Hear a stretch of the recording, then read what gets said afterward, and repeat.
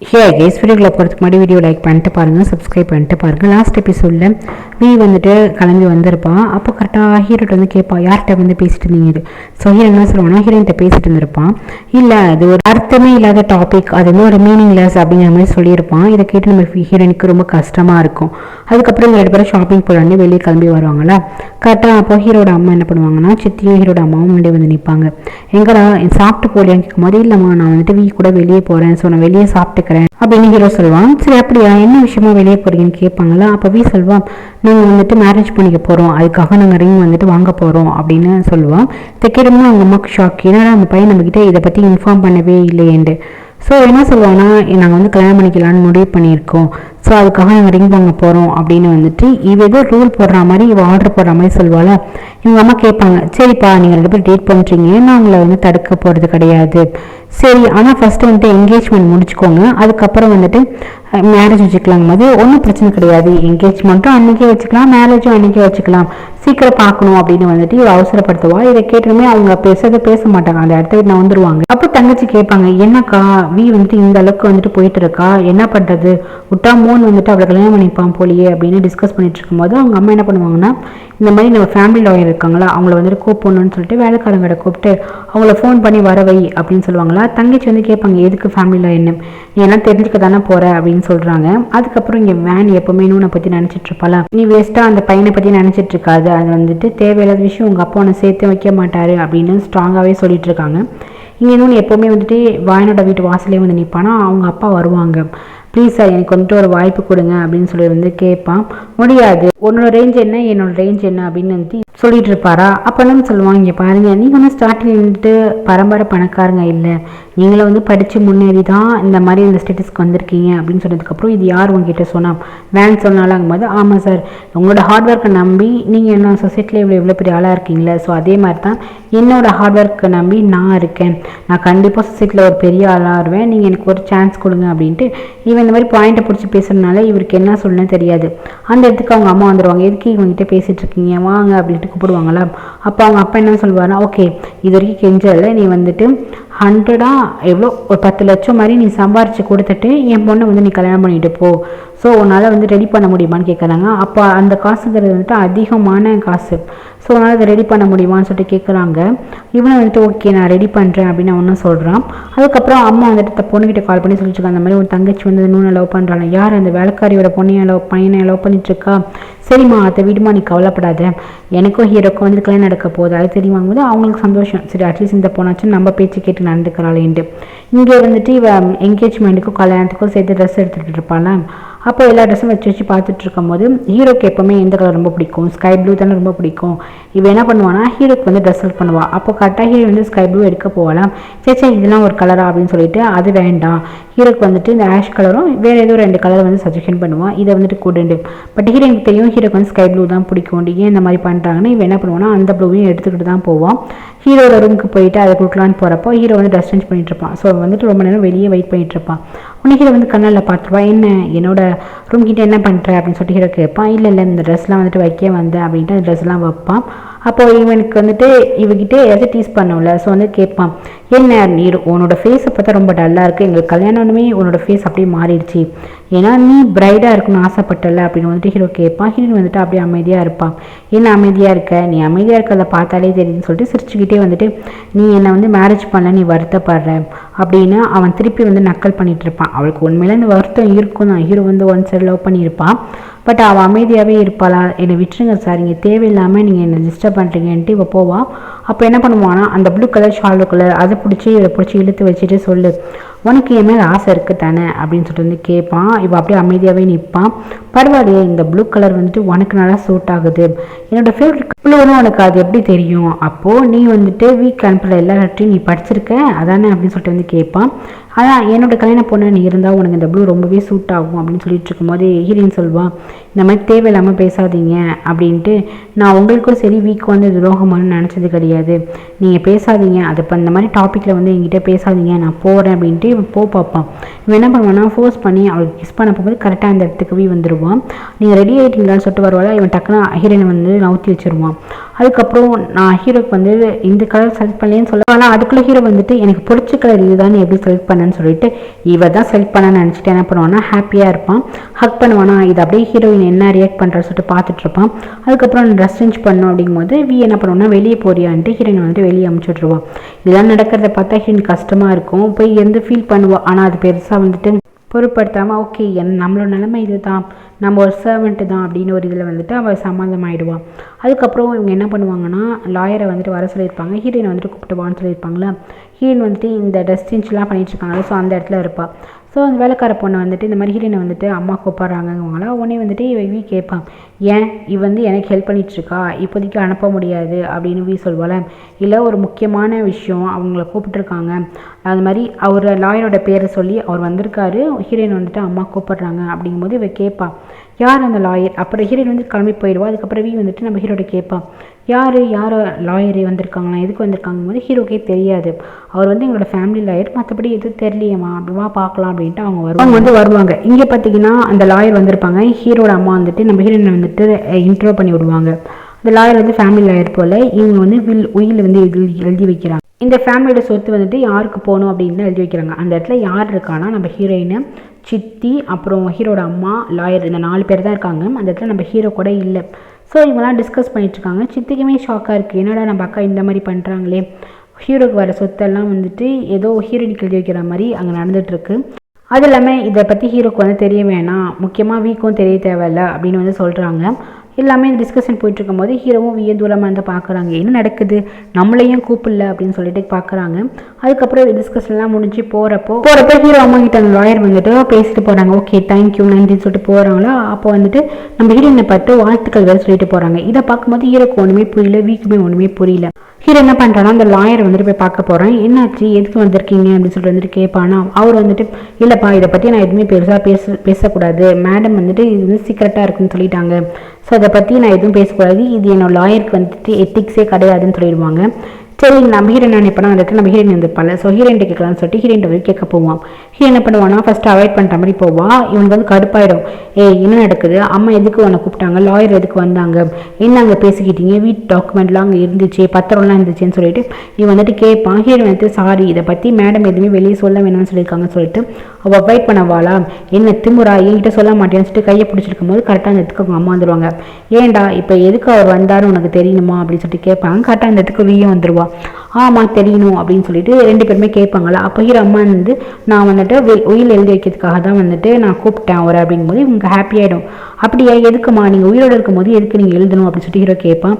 இல்லை நான் வந்துட்டு எனக்கு எப்போ வேணால் ஏதாச்சும் ஆகலாம், ஸோ அதுக்காக தான் நான் வந்துட்டு எழுதி வச்சேன், உனக்கு வேறு கல்யாணம் ஆக போதில்லடா அதுக்காக தான் அப்படிங்கும்போது இவ தப்பாக புரிஞ்சுக்கிட்டு வந்துட்டு அப்படியே ஆன்ட்டி அப்படியே அத்தை நீங்கள் வந்துட்டு எங்களுக்கு தான் சொத்து எழுதி வச்சிருக்கலாம் சொல்லிட்டு ரொம்ப ஹாப்பியாக வந்துட்டு பாருங்கம்மோ நம்ம கல்யாணத்துக்கு முன்னாடியே அம்மா அந்த மாதிரி சொத்துலாம் எழுதி வைக்கிறாங்கன்னு சொல்லிட்டு சந்தோஷப்படுவாளா. அப்போ வந்துட்டு இல்லைம்மா நான் வந்துட்டு இது எதுவுமே நான் ஹீரோக்கு எழுதி வைக்கல அப்படின்னு சொன்னதுமே இவங்களுக்கு ஷாக்கு. அது ஹீரோக்கு எழுதி வைக்கலையாண்டு ஹீரோக்குமே கொஞ்சம் ஷாக்காக தான் இருக்கும், ஏன்னா அவன் தான் இந்த வீரோட வாரிசு. பட் அவங்க என்ன சொல்கிறாங்கன்னா என்னோட சொத்து எல்லாமே நான் வந்துட்டு ஹீரோயின் பேரில் தான் எழுதி வச்சிருக்கேன் அப்படின்னு சொல்கிறாங்க. இதை கேட்டோன்னு என்னது ஹீரோயின் பேரில் வந்துட்டு சொத்து எழுதி வச்சிருக்கீங்களா, ஆமாம் இது ஏன் சொத்து தானே, நான் யாருக்கு வேணால் கொடுக்கலாம்ல, எனக்கு ஹீரோயின் மேலே தான் எனக்கு இப்போதைக்கு எல்லா ஹோப்பும் இருக்குது, ஸோ நான் வந்துட்டு ஹீரோயினுக்கு தான் எழுதி வச்சிருக்கேங்கும் போது ஹீரோக்கும் செம காண்டு, அதை விட தாண்டி வீக் வந்துட்டு பயங்கர காண்டாக இருக்குது. ஹீரோ வந்து கேட்பான் எப்படிம்மா எல்லா சொத்தம் வந்து நான் அந்த பொண்ணுக்கு நீ கொடுத்துருக்க அப்படின்னு சொல்லிட்டு ஹீரோ கேட்பான். ஏன் எனக்கு அந்த உரிமை இருக்குது, அவள் தான் எனக்கு உடம்பு சரியாதப்போ என்னை பார்த்துக்கிறா, அவள் தான் எனக்கு கேர் எடுத்து பார்த்துக்கிறா, ஸோ வந்துட்டு அவங்க எழுதி வைக்கிறது தப்பே கிடையாது அப்படின்னு சொல்லுவாங்க. வந்து அவ்வளோ மறைச்சிட்டு நிற்பாளா, இங்கே பாரு நீ வந்துட்டு யார் லவ் பண்ணுற, மோனை தான் லவ் பண்ணிட்டு இந்த சொத்தை லவ் பண்ணல, ஸோ உனக்கு மோன் வந்து நீ கல்யாணம் பண்ணிக்க போகிற, மோன் கூட ஹாப்பியாக இருக்க போகிற, அவனுக்கு ஒரு ஜாப் இருக்குது, என்ன பிரச்சனை நீ வந்து சொத்துக்காக வந்த அப்படின்னு சொல்லிட்டு வந்து கேட்பாங்க. இவன் சொத்துக்காக தான் இவனை கல்யாணம் பண்ணிக்கணும் பணக்காரன்னு சொல்லிட்டு வந்திருப்பான், லவ்லாம் பெருசாக இருக்காது. பட் வந்துட்டு என்ன பண்ணுவாங்கன்னா நீ வந்து இந்த ஃபேமிலி சொத்துக்காக வரல அப்படின்ட்டு அவர்கிட்ட பேச அவளால ஒன்றுமே பண்ண முடியல. பட் ஹீரோக்கு வந்துட்டு ரொம்ப கோவம் வருது, இந்த புள்ள பூச்சி மாதிரி இருந்துட்டு ஏதாவது சொத்தை வந்துட்டு அம்மா இவ பேர் எழுதி வச்சிருக்காங்களேன்னு சொல்லிட்டு இவனுக்கு வந்துட்டு கோவம் வருது. ஸோ அந்த கோவத்தோடையே வரான். வந்து அவள் வந்துட்டு பூ பறிச்சிட்டு இருப்பாளா, என்ன பண்ணிட்டு இருக்க, எல்லாம் இது பண்ணிட்டு புக்தாக்காக வந்துட்டு பூ பறிச்சிட்டு இருக்கியா அப்படின்னு சொல்லிட்டு வந்துட்டு அந்த பூத்தட்டை வந்து தட்டி விட்டுருவான். பார்க்க புள்ள பூச்சி மாதிரி இருந்துட்டு எங்கள் அம்மா கிட்ட வந்துட்டு நல்ல பேர் வாங்கிட்டு அந்த சொத்து எல்லாமே நீ வாங்கிட்டல, இதுக்கு தானே நீ ஆசைப்பட்ட, ஸோ உன்னோட உண்மையான ட்ரூ கலர் வந்துட்டு வெளியே வந்துருச்சு, நீ எதுக்கு இங்கே வந்து நீ ஆக்ட் பண்ணிட்டு இருக்கியோ அதுக்கு தகுந்த உனக்கு வந்துட்டு ரிப்ளே வந்துட்டு வந்துருச்சு தானே அப்படின்னு சொல்லிட்டு ஹீரோ சொல்லுவான். நல்லா நடிக்க தெரிஞ்சுக்கிட்டேன், எங்கள் அம்மா நல்லா மயக்க தெரிஞ்சுக்கிட்டேன், ஸோ இந்த சொத்தெல்லாம் வந்துட்டு வாங்கிக்கிட்டேன் அப்படின்னு சொல்லிட்டு அவனுக்கு கோவம் வரும். அவள் அழுகுவாளாம். அழுகாத, இந்த அழுகையை போட்டு இது பண்ணாத, நீ எனக்கு பின்னாடியே துரோகம் பண்ணியிருக்க, வீக்குமே துரோகம் பண்ணியிருக்க, நீ யாருக்குமே உண்மையாக இல்லை, சும்மா அந்த பகடக்கணியெல்லாம் வடிக்காத அப்படின்னு சொல்லிட்டு ஹீரோ போயிடுவான். இவள் ஹீரோனுக்கு ரொம்ப கஷ்டமாக இருக்கும், என்னடா இது அப்படின்ட்டு. அதுக்கப்புறம் சும்மா விடுவாளா, அவன் என்ன பண்ணுவானா, இவ ரூமில் இருக்கும் போது உள்ளார வந்துட்டு கத்த ஆரம்பிப்பான். நீ என்ன நினச்சிட்ருக்க, இந்த மாதிரி என்னோட இடத்துக்கு நீ இவ்வளோ ஆசைப்பட்டிருக்கன்னு எனக்கு இப்போ தான் தெரியுது, போனால் போதுன்னு சின்ன வயசில் எங்கள் அப்பா அம்மா உன்னை வந்துட்டு வளர்த்தாங்க, ஆனால் நீ இப்படி வந்துட்டு ஹீரோட சொத்துக்கு ஆசைப்பட்டு எல்லா சொத்துமே உனக்கு வர மாதிரி பண்ணிக்கிட்டல அப்படின்னு சொல்லிட்டு அடிக்க ஆரம்பிப்பான். இப்போ வந்துட்டு இல்லவி, ஃபஸ்ட்டு ஒரு விஷயம் புரிஞ்சுக்கோங்க, இது நீங்கள் வந்து ஹீரோவை கல்யாணம் பண்ணிக்கோங்க, நீங்கள் ஹீரோக்குள்ள வந்து சந்தோஷமாக இருங்க, இது எல்லாமே உங்களுக்கு வரும் அப்படிங்கும்போது எப்படி வரும், எல்லாமே உன் பேரில் தான் இருக்குன்னு சொல்லிட்டு அவன் வந்து ஒரு மாதிரி கற்றுக்கதுன்னு கத்துவாளா, அடிப்பாளா, திட்டுவாளா. அப்போ கரெக்டாக வந்துட்டு ஹீரோட அம்மா வந்துடுவாங்க. என்ன பண்ணிட்டு இருக்க, இதுக்கு வந்துட்டு ஹீரோனை அடிக்கிறேன் அப்படின்ட்டு பிடிச்சி தள்ளி விட்டுருவாங்க. சித்தி வந்துட்டு ரொம்ப டூ மச்சாக இருக்குது, நீ வந்துட்டு ஓவராக அத்திமீறி நடந்துக்கிற, அப்போ உன் கீழே இதுக்கப்புறம் வேலை பார்க்குற பொண்ணு கிடையாது, இந்த வீட்டோட மகாராணி அப்படின்ட்டு சொல்லுவாங்க. யார் இவன் மகாராணியா அப்படின்னு கேட்கும்போது, ஆமாம், என் வீட்டோட சொத்து எல்லாமே ஹீரோயினுக்கு தான், இதுக்கப்புறம் ஹீரோயின் மேலே கையை வச்சேன்னா அவ்வளோதான், இந்த வீட்டோட ஓனரே ஹீரோனே இதுக்கப்புறம் பியா தான். ஸோ பியா வந்துட்டு யாராச்சும் கை வைக்கிச்சு அடிக்கிறது இதுக்கப்புறம் எதுவுமே இருக்கக்கூடாது, என்னோட வில் என்ன போட்டிருக்கு, இந்த வீடோட ஓனர் அவள் தான் அப்படின்னு சொல்லிட்டு வெளியே வந்துட்டு வெளியே அனுப்பிச்சி விட்ருவாங்க. காசாமல் கடுப்பாயிடும். அப்புறம் வந்துட்டு அழுகாதம்மா அப்படின்னு சொல்லிட்டு என்னை வந்துட்டு வியும் சரி மோனு சார் வந்து தப்பாக புரிஞ்சுக்கிறாங்க அப்படின்ட்டு அழுகுவா. அப்போ தான் தெரியும் ஆக்சுவலி சொத்துலாம் எழுதி வச்சுருக்க மாட்டாங்க, வி வந்துட்டு எந்த மாதிரி கேரக்டர்னு வெளியே வரதுக்காக தான் இந்த மாதிரி ஆக்ட் கொடுத்துருப்பாங்க, ட்ராமா பண்ணியிருப்பாங்க போல். என்ன பண்ணுறா, அவங்க அப்பா கால் பண்ணி இந்த மாதிரி பண்ணிட்டா அந்த ஓல்டு கலவி தாய் கலவி இந்த மாதிரி சொத்தெல்லாம் வந்துட்டு இந்த பியாக்கு வந்துட்டு எழுதி விட்டா என்னை வீட்டை விட்டு அமைச்சிருவா போல், அப்பா நீங்கள் வாங்க எடுத்து செய்யுங்கும் போது அவர் கேட்பார், எதுக்கு இந்த மாதிரி பண்ணாங்கன்னா பைத்தியமா அப்படின்னு சொல்லிட்டு வந்து கேட்பாங்க. அப்புறம் மனைவிட்ட சொல்லி திட்டிகிட்டு இருப்பாங்க. அப்புறம் இங்கே இவ சாப்பிடாமலே இருப்பாளா. ஹீரோ வந்துட்டு இங்கே பார்வி நீ எதுக்கு சாப்பிடாம இருக்க வா அப்படின்னு சொல்லிட்டு கூப்பிடும் போது, இல்லை வேண்டாம் இதுக்கப்புறம் வந்துட்டு விட்டுருங்க, நீங்கள் போங்க, ஹீரோயினி கல்யாணம் பண்ணிக்கோங்க, அந்த பியாவே கல்யாணம் பண்ணிக்கோங்க, உங்கள் அம்மா தானே ஆசைப்பட்றாங்க, அதுக்கு தானே சொத்தானே எழுதி வச்சுருக்காங்க, போங்க, இதுக்கப்புறம் நான் எதுக்கு போகணும் உங்களுக்கு, நீ அவளே கல்யாணம் பண்ணிட்டு சந்தோஷமாயிடுங்க, நான் போகிறேன் அப்படின்னு சொல்லிட்டு வந்துட்டு அழுவாளா. அப்போ வந்துட்டு ஹீரோ என்ன பண்ணுவானா, சேச்சா அப்படிலாம் கிடையாது, நான் ஒன்று தான் கல்யாணம் பண்ணிப்பேன், வில்லு போனால் போட்டோம், எனக்கு அது முக்கியம் கிடையாது, எனக்கு நீ தான் முக்கியம் அப்படிங்கும்போது இவளுக்கு அப்படியே ஃபேஸ் மாறும். என்னது சொத்து போனால் போட்டுமா அப்படின்னா எப்படி சொல்கிறாருன்ட்டு. அப்போ என்ன சொல்லுவானா, இங்கே பாரு எனக்கு பணம்லாம் தேவை கிடையாது, எனக்கு லவ் தான் இம்பார்ட்டன்ஸ், ஸோ நான் ஆல்ரெடி வந்துட்டு ஒர்க் பண்ணியிருக்கேன்னு அதில் கொஞ்சம் சேவிங்ஸ் இருக்குது, அதில் வந்து காசை வச்சு நம்ம ஒரு வீடு வாங்கலாம், அப்புறம் என்னோடய ஒர்க்கை நம்பி நம்ம போகலாம், நம்ம 2 பேரும் வந்துட்டு ஹாப்பியாக அந்த ஒரு சின்ன வீடு வாங்கலாம், அதிலே வாழலாங்கும் போது இவ வந்துட்டு சின்ன வீடா அப்படின்னு சொல்லிட்டு வந்துட்டு பார்ப்பான். ஏன் உனக்கு இது பிடிக்காதா, நம்ம லவ் பண்ணுறோம்ல, நம்மளுக்கு லவ் இருந்தால் போதும்ல அப்படின்னு வந்துட்டு சொல்லுவானா. ஆமாம் நம்ம லவ் பண்ணுறோம், லவ் இருந்தால் போதும் அப்படின்னுட்டு அரை மனசோட சொல்லுவான். அதான் இது போதும் நீ என் கூட நீ இருந்தாலே போதும் அப்படின்னு சொல்லிட்டு ஹக் பண்ணிப்பான். அதுக்கப்புறம் இவள் ஒழுங்காக சாப்பிட்ருக்க மாட்டாள், இவளுக்காக என்ன பண்ணுவான்னா ஹீரோயின் வந்துட்டு பால் கொண்டு வந்து வைப்பாளா, நீ எதுக்கு என்னோட ரூமில் இருக்க, ஃபஸ்ட்டு வெளியே போ அப்படின்னு கத்துவான். அப்போ ஹீரோயின் வந்து என்ன சொல்லுவான்னா, அவனால் வந்துட்டு உண்மையும் சொல்ல முடியாது, ஏன்னா இவங்க வந்துட்டு நீ என்ன கேரக்டரில் எப்படி இருக்கிறதுனால தான் அந்த சொத்து வந்து ஹீரோயின் பேரில் எழுதி வச்சிருக்க மாதிரி ஆக்ட் பண்ணிகிட்ருக்காங்க, இவ எந்த மாதிரி ரியாக்ட் பண்ணுறாண்டு, ஸோ கொஞ்சம் பொறுமையாக இருங்க, நீங்கள் மோன் சார் லவ் பண்ணுறீங்கல்ல, ஸோ நீங்கள் கல்யாணம் பண்ணிக்கிட்டு பொறுமையாக இருங்க, உங்களுக்கு எல்லாமே உங்களுக்கு கிடைக்கும் அப்படிங்க சொல்லுவா. அதை வந்துட்டு இவ காதலே வாங்க மாட்டா, வெளியே அமைச்சிருவாளா. நீங்கள் எந்த அளவுக்கு பொறுமையாக இருக்கீங்க, இந்த சொத்துக்கு ஆசைப்படாமல் மோன் சாரை கல்யாணம் பண்ணிக்கிறீங்களாங்கிறதுக்காக தான், டெஸ்ட்டுக்காக தான் இந்த மாதிரி பண்ணுறாங்க, நீங்கள் கொஞ்சம் பொறுமையாக இருங்க உங்ககிட்ட எதுவுமே ஓப்பனாக சொல்ல முடியும்னு சொல்லிட்டு வெளியே வந்து நம்ம ஹீரோயின் வந்து புலம்பிட்டு இருப்பான். அதே மாதிரி இங்கே எல்லாமே நடக்கும். அதுக்கப்புறம் பார்த்திங்கன்னா வியோட அப்பா அம்மா என்ன பண்ணுவாங்கன்னா இங்கே பேங்காக் வந்திருப்பாங்க ஹீரோட அம்மா பார்க்க.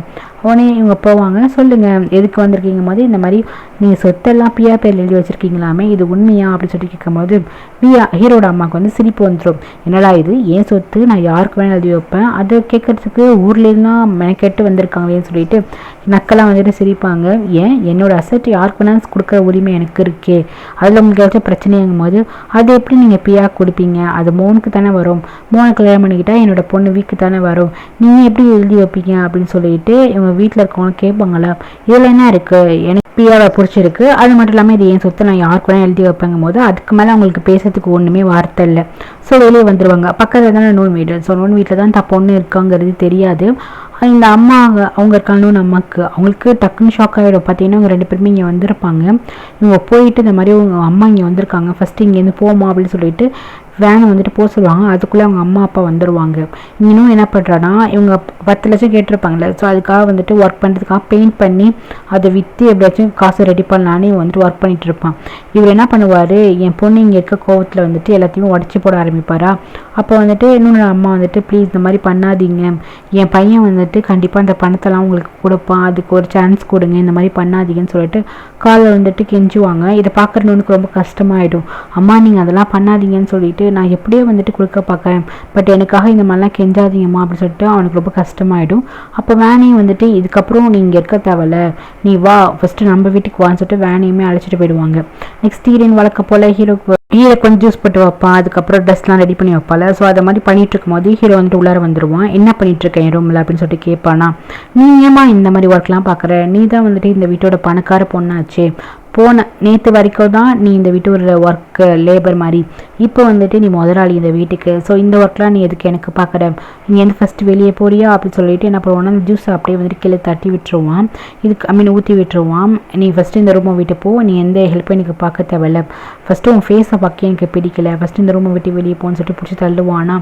அப்போது இவன் என்ன பண்ணுவானா அந்த இடத்துல நிற்பா, நீ எதுக்கு வந்துட்டு இந்த ரூமை விட்டு போக மாட்டேங்கிறேன், வீக்கிட்டேருந்து எல்லாத்தையுமே ஆட்டை போட்டியாச்சு, வீயோட இடத்துக்கு ஆசைப்பட்டிருக்கேன், வீட்டில் இருந்துக்கிட்டு மாதிரியே இருக்க ஆசைப்பட்டிருக்கேன், என்னோட லெட்டர்லாம் படிச்சிருக்கேன், இப்போது வீக்கு போட வேண்டிய சொத்தையுமே நீ ஏன் ஆட்டையை போட்டுக்கிட்ட, இப்போ என்ன ஒன்று இருக்குது பேலன்ஸு நான் தானே, ஸோ என்னை வந்து கல்யாணம் பண்ணிக்கணும் ஆசைப்பட்டேன், அது முடியாமல் போயிடுச்சு, வா நீ என் மாதிரி நான் ஆசைப்படுற, வா நம்ம 2 பேரும் ஒன்றா இருக்கலாம் அப்படின்னு சொல்லிட்டு அவளை வந்து ஃபோர்ஸ் பண்ணி என்ன பண்ணுவானா, வா அப்படின்னு சொல்லிட்டு வீக்கிலேருந்து எல்லாத்தையுமே எடுத்துக்கிட்டேன்ல, ஸோ என்னையும் எடுத்துக்கோ அப்படின்ட்டு என்ன பண்ணுவானா, இவகிட்ட வந்துட்டு இன்ட்ரெஸ்ட்னாலே வந்து தப்பானதுக்கு போவானா. வந்துட்டு இல்லை சார் எனக்கு அந்த மாதிரிலாம் ஒன்று கிடையாது, இப்போ வீக்கிட்ட மிச்சம் இருக்கிறது நான் மட்டும்தான், வா நம்ம 2 பேரும் ஒன்றா இருக்கலாம், ஏன்னா நான் வந்து இது வரைக்கும் வீக்கிட்ட இந்த மாதிரி க்ளோஸாக இருந்தது இல்லை, ஃபஸ்ட் டைம் உங்ககிட்ட இருந்துடுறேனே அப்படின்னு சொல்லிட்டு ஃபோர்ஸ் பண்ணி என்ன பண்ணுவோன்னா கிஸ் பண்ண போவோன்னா இவ வந்து அழுக ஆரம்பிச்சிருவான்.